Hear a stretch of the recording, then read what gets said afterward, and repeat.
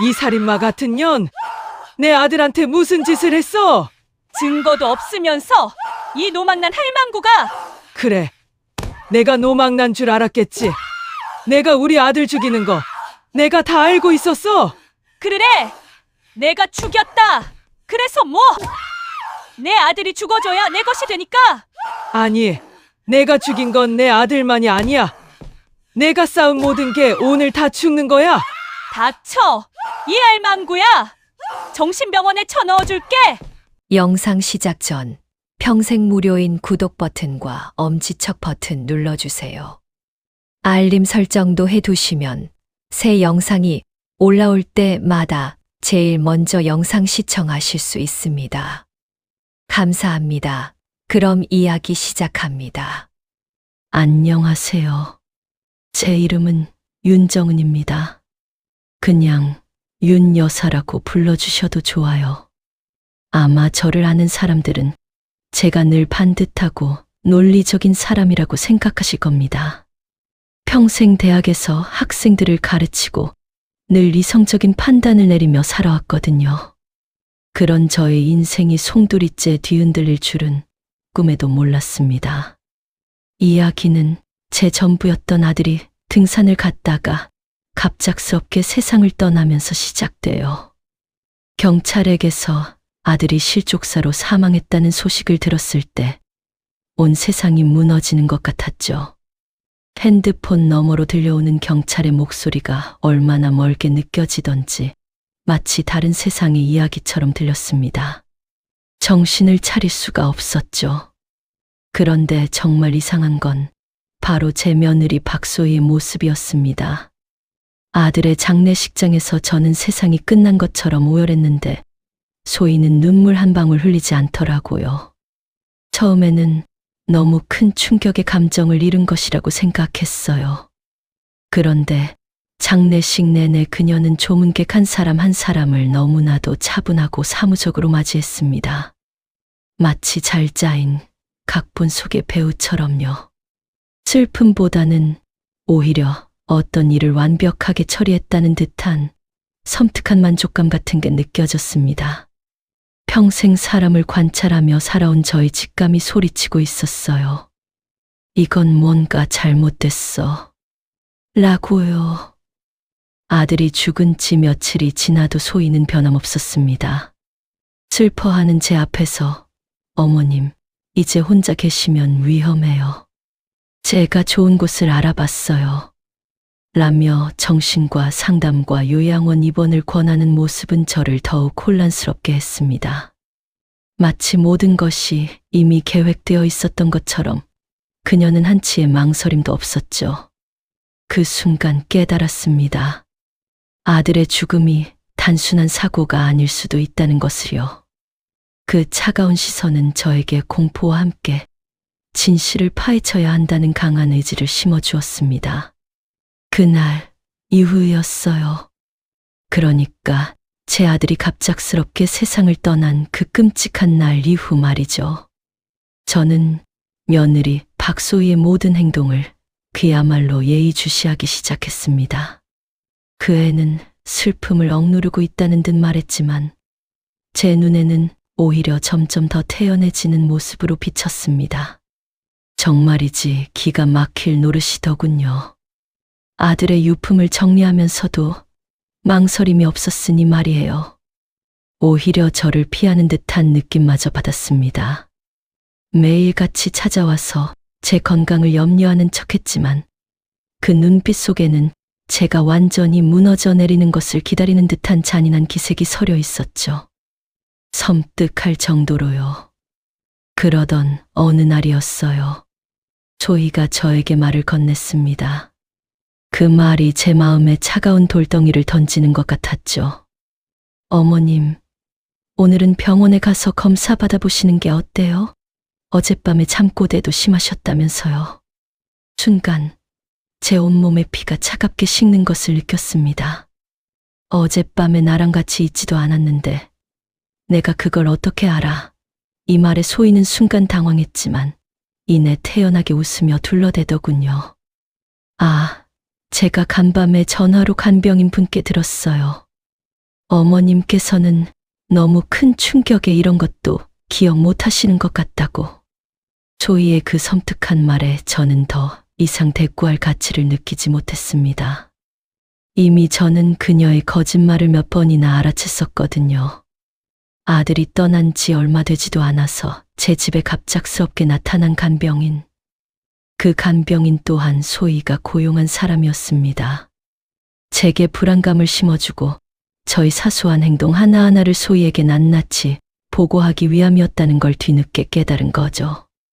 제 정신이 온전치 못하다고 은근슬쩍 몰아가는 며느리의 계략에 저는 더는 당하고만 있을 수 없다고 판단했습니다. 이대로 주저앉아선 안 돼. 아들의 죽음의 진실을 반드시 밝혀야만 해. 그렇게 마음을 먹었지만 노쇠한 몸으로 이 상황을 어떻게 헤쳐나가야 할지 막막했습니다. 바로 그때였습니다. 문득 아들의 사고를 담당했던 김민호 탐정님의 명함이 떠올랐습니다. 경찰을 그만두고 사설탐정 사무소를 운영하고 있다는 그의 말이 마치 지푸라기처럼 느껴졌죠. 지푸라기라도 잡는 심정으로 저는 그에게 연락을 취했습니다. 사무실을 찾아갔을 때 민호 탐정님은 제게 따뜻한 차 한 잔을 건네며 조용히 제 이야기를 들어주셨어요. 저는 그동안 소희가 했던 수상한 행동들을 하나도 빠짐없이 그야말로 실오라기 하나 놓치지 않고 털어놓았습니다. 제 이야기를 듣던 민호 탐정님은 별다른 말 없이 그저 묵묵히 고개를 끄덕이셨습니다. 그리고는 제게 이렇게 물었습니다. 그의 목소리는 차분했지만 제게는 날카로운 질문으로 다가왔죠. 여사님, 솔직히 말씀해 주세요. 며느리분께서 왜 여사님을 정신병원에 보내려고 한다고 생각하십니까?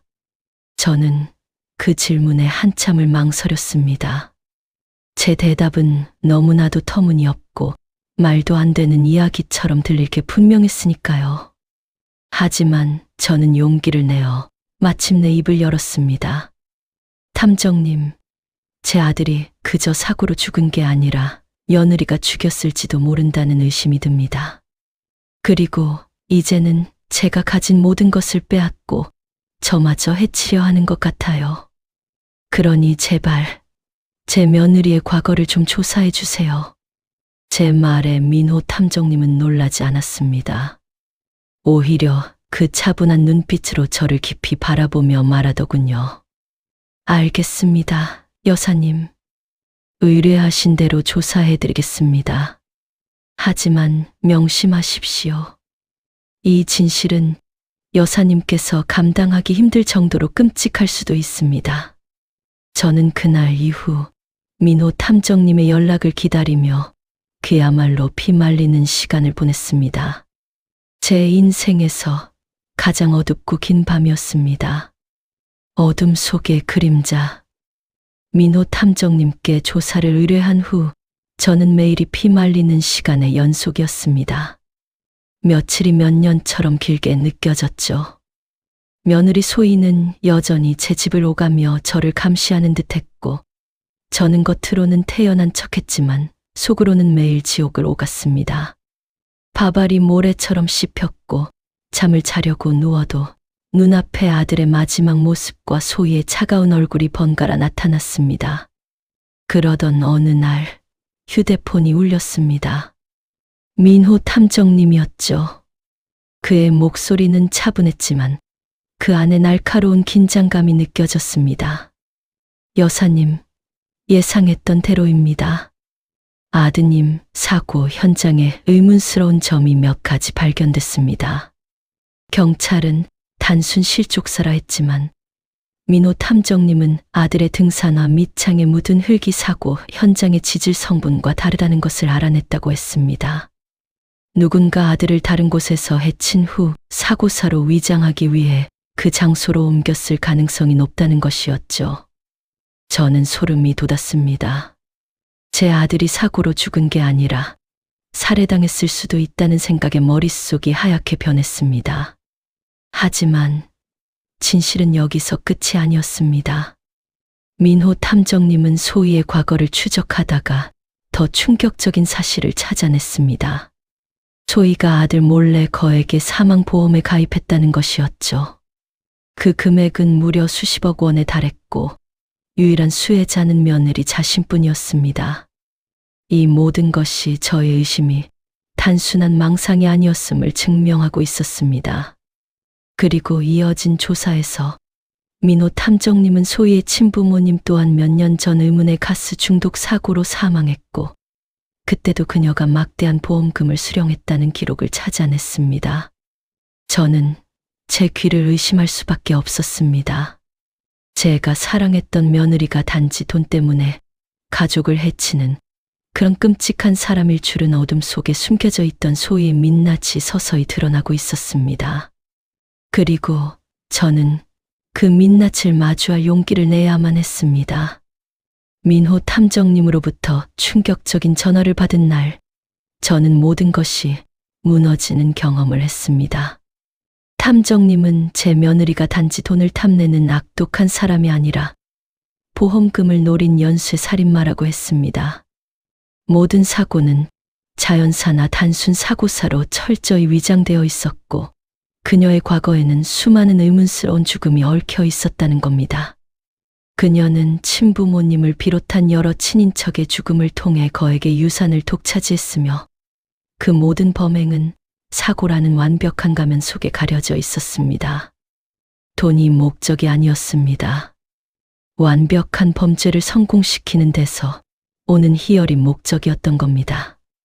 제 아들 역시 그녀의 완벽한 계획을 위한 희생양에 불과했다는 사실에 제 온몸은 공포와 분노로 차갑게 얼어붙었습니다. 그리고 그녀의 다음 목표는 바로 저였습니다. 아들을 잃고 정신적으로 힘든 시기를 보내는 저를 정신병원에 가둔 뒤 노환에 의한 자살이나 사고사로 꾸며 모든 재산을 가로채려 했던 것입니다. 지난날 그녀가 제게 베풀었던 모든 친절과 걱정은 모두 이 완벽한 시나리오를 위한 치밀한 연기였다는 것을 깨달은 순간 저는 숨을 쉴 수가 없었습니다.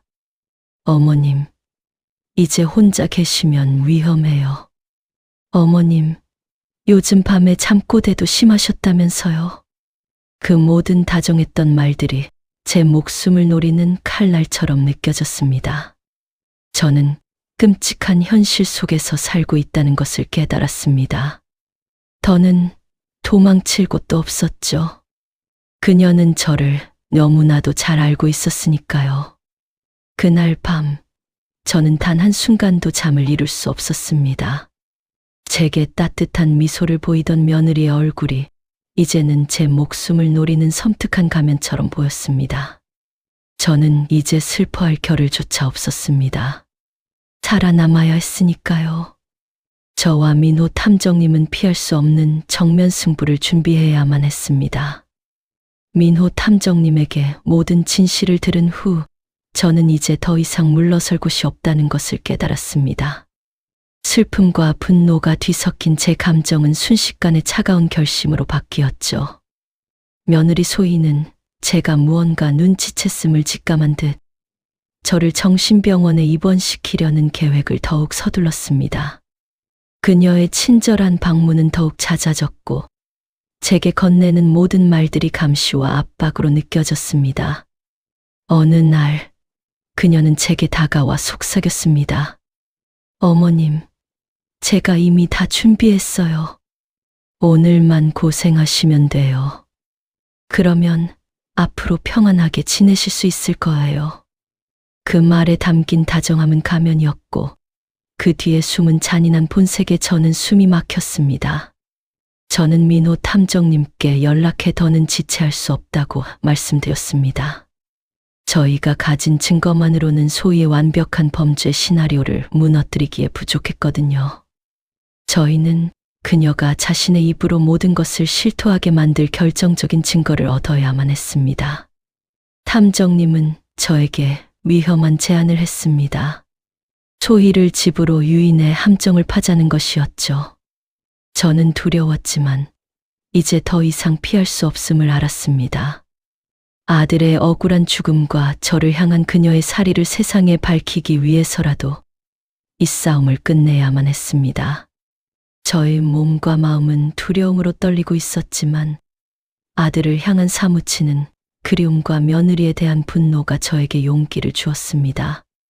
그날 저녁, 저는 며느리에게 전화를 걸었습니다.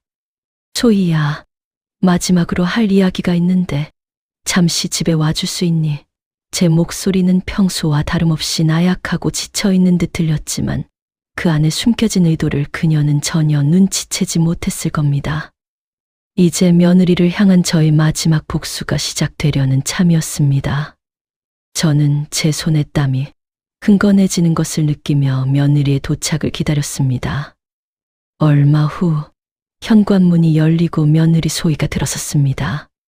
평소와 다름없이 밝은 표정으로 저를 안아주는 그녀의 몸짓에서 저는 소름이 돋았습니다. 어머님, 무슨 일이세요? 이렇게 갑자기 부르셔서 놀랐잖아요. 저는 떨리는 목소리를 애써 숨기며 그녀를 소파에 앉혔습니다. 아니, 그냥 아들 생각이 나서 이렇게 혼자 있으니 더 힘이 들어서 말이야. 소희는 제 말에 조용히 고개를 끄덕였지만 그 눈빛은 전혀 공감하고 있지 않았습니다. 저는 더는 망설이지 않고 본론을 꺼냈습니다. 소희야, 난 도무지 믿기지가 않아. 우리 아들이 그렇게 허무하게 사고로 죽었다는 게 혹시 그날 아들한테 무슨 일이라도 있었던 거니?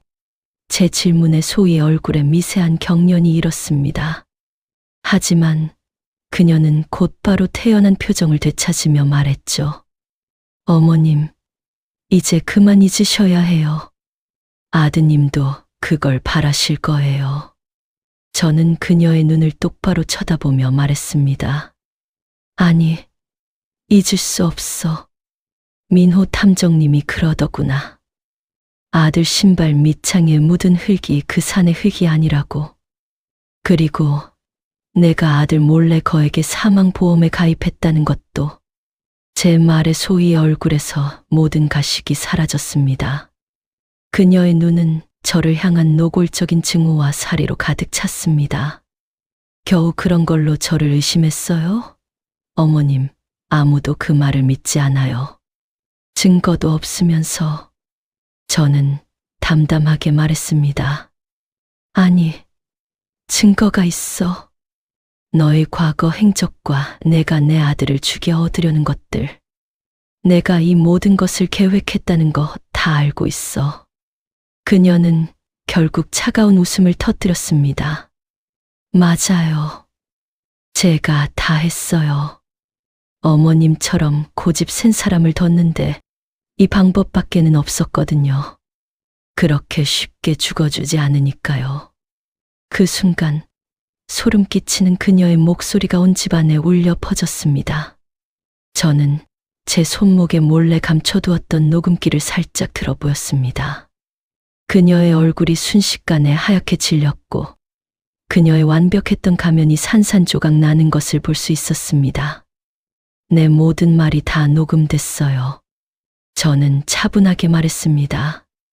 그녀는 공포에 질린 표정으로 소리쳤습니다. 아니야. 이건 함정이야. 조작이야. 하지만 이미 모든 것이 끝났다는 것을 저는 알고 있었습니다. 며느리가 떠난 집은 소름 끼치는 정적에 휩싸였습니다. 저는 모든 기운이 빠져나간 듯 주저앉았지만 이내 민호 탐정님과 함께 경찰서로 향했습니다.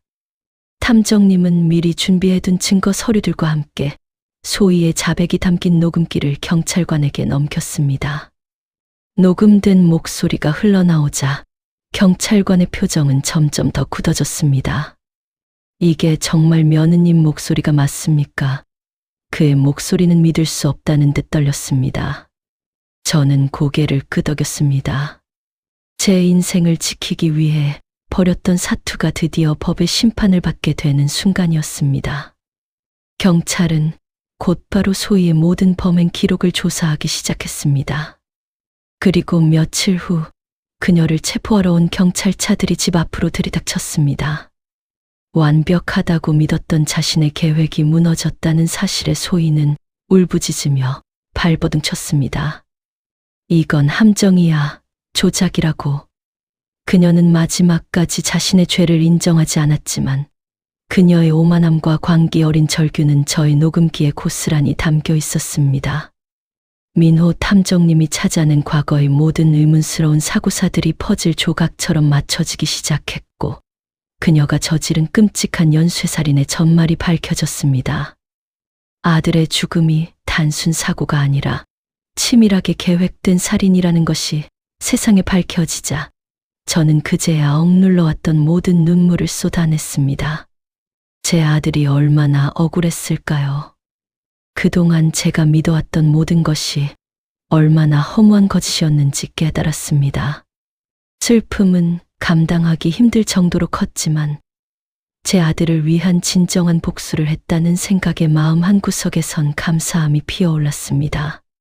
정의는 결국 승리한다는 것을 저는 제 삶을 통해 증명해낸 것입니다. 모든 것이 끝난 후 저는 오랫동안 잊고 살았던 평화라는 감정을 아주 희미하게 남아 느끼기 시작했습니다. 며느리가 체포된 후 제 집은 비로소 평화를 되찾았습니다. 오랫동안 억눌러왔던 긴장이 풀리자 그동안 쌓였던 피로가 한꺼번에 몰려와 며칠 동안 잠만 잤습니다. 잠에서 깨어난 저는 한결 가벼워진 마음으로 집안 곳곳을 정리하기 시작했습니다. 며느리가 남긴 물건들을 버리고 아들의 흔적을 소중히 어루만지며 과거의 고통과 마주했습니다. 그 과정은 힘들었지만 소희의 흔적을 지워가는 일은 저에게 큰 위안이 되었습니다. 모든 것이 제자리를 찾은 후 저는 민호 탐정님을 찾아갔습니다. 이제 저는 뭘 해야 할지 모르겠네요. 제 말에 민호 탐정님은 제게 묘한 미소를 지으며 말했습니다. 여사님처럼 날카로운 직감과 강인한 정신을 가진 분이라면 할 수 있는 일이 많습니다. 그리고는 제게 자신의 사무소에서 함께 일해보지 않겠냐고 제안했습니다. 처음에는 믿기지 않았습니다. 70이 넘은 할머니가 탐정 일을 한다니요. 하지만 저는 민호 탐정님의 눈빛에서 진심을 보았습니다. 그의 제안을 받아들인 후 저는 제2의 인생을 시작했습니다. 제 첫 의뢰인은 아들에게 재산을 가로채인 노부부였습니다. 저는 그들의 이야기를 들으며 제 과거를 떠올렸고 그들의 아픔에 깊이 공감했습니다. 저는 더 이상 비극의 주인공이 아니라 희망을 전하는 사람이 되었습니다. 제 아들을 향한 사무치는 그리움은 영원히 지워지지 않겠지만 그 슬픔을 다른 사람을 돕는 에너지로 바꾸어 살아갈 수 있게 된 것입니다. 창밖으로 따뜻한 햇살이 비추고 있습니다. 저는 제 삶의 가장 어두운 터널을 지나 비로소 새로운 봄을 맞이한 기분입니다. 저에게 이 모든 사건은 끝이 아니라 저 자신을 발견하고 성장하게 해준 값진 경험이 되었습니다. 저는 이제 더 이상 과거에 갇히지 않고 앞으로 나아가고 있습니다. 저처럼 힘든 시간을 보내고 있을 누군가에게 제 이야기가 작은 위로와 용기가 되었으면 합니다. 여러분, 오늘 인생극장 이야기 어떠셨나요? 오늘도 여러분께 작은 위로와 용기가 되었기를 한 번 더 진심으로 바라며 구독과 좋아요 버튼은 꼭 눌러주세요. 그리고 댓글창에 행복 딱 2글자만 써보세요. 10배로 돌아갑니다. 감사합니다.